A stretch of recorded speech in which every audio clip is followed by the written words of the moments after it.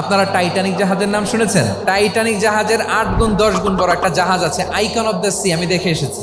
Royal Caribbean দেখে এসেছি। সাগরের সামনে জেটিতে যখন দাঁড়ালাম, জাহাজটা যখন যায়, আমার মনে হচ্ছে একটা শহর, পুরো একটা শহর মনে হয় পানির উপর দিয়ে ভেসে যাচ্ছে। পড়েন সুবহানাল্লাহ। এই যে আইকন অফ দ্য সি, এই জাহাজটা, এটার ভেতরে স্টেডিয়াম আছে, সুইমিং পুল আছে, রেস্টুরেন্ট আছে, 3000 4000 রুম বিশিষ্ট, কক্ষ বিশিষ্ট হোটেল আছে।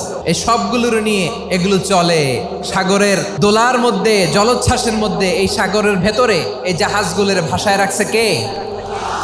এই যে বাংলাদেশে যে গাড়িগুলো চালান, বেশিরভাগ গাড়ি আসে কিন্তু জাপান থেকে। হাজার হাজার গাড়ি একটা জাহাজ বহন করতে পারে। সূরাত বানী ইসরাঈলের এই চমৎকার আয়াতের ভেতরে আল্লাহ তাআলা বেসিকলি মানব জাতির প্রতি তার 4টি স্পেশাল অনুগ্রহের কথা বলেছেন। 2 নম্বর অংশে আল্লাহ তাআলা বললেন, ওয়া হামালনাহুম ফিল বাররি ওয়াল বাহর, স্থলে এবং সমুদ্রে আমি তাদের জন্য চলাচলের বাহন দিয়েছি। সুবহানাল্লাহ।